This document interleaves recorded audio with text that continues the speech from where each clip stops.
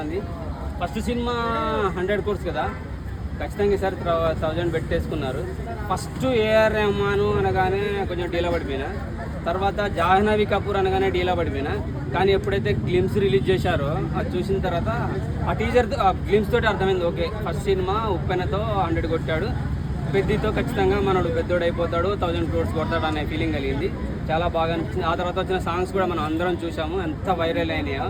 So ఈ మధ్య మన జాహ్నవి కపూర్తో ఇంటర్వ్యూలు కూడా బాగా వైరల్ అవుతున్నాయి. అంటే ఖచ్చితంగా సినిమాలో స్టఫ్ ఉన్నదని అయితే అర్థమవుతుంది. అయితే కొంతమంది హిందీ సినిమాలు చాలా వచ్చినాయి, పట్టా ఇది సుల్తాను, లగాను ఈ టైప్లో ఏదో ఆటలకు సంబంధించి అన్ని కలిపి మిక్స్ చేసి కొడుతున్నారు అంటారు.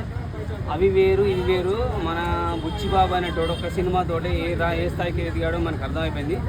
సో రామ్ చరణ్తో తీసే సినిమా కాబట్టి కొంచెం ఒళ్ళు జాగ్రత్త పెట్టుకొని తీస్తాడనే నమ్మకం అయితే మాకు అనిపించింది. ఫిలిం చూసిన తర్వాత నాకైతే ఖచ్చితంగా 1000 crores క్లబ్లో చేరుతాడనే ఫీలింగ్ అవుతుంది. మంచి మూవీ రాబోతుంది. జాహ్నవి కపూర్ కూడా నేనైతే ఇప్పటివరకు ఆమె హిందీ సినిమాలు బ్లాక్ బస్టర్ ఏది చూడలే.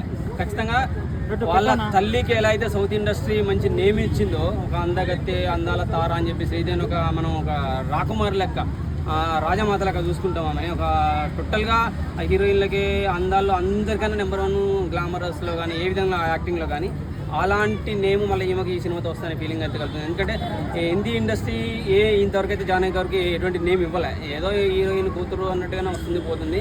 ఖచ్చితంగా పెద్ద సినిమాతో జాహ్నవికి అయితే మంచి పేరు వస్తుంది. అఫ్కోర్స్ రామ్ చరణ్కి గేమ్ చేంజర్ తర్వాత చాలా ఆకలితో ఉన్నారు ఫ్యాన్స్ అంతా. ఖచ్చితంగా ఉరుకులు పరుగులతో సినిమా చూస్తారు. ఖచ్చితంగా పెద్ద బ్లాక్ బస్టర్ మూవీ అయితే అవుతుందని నా ఫీలింగ్.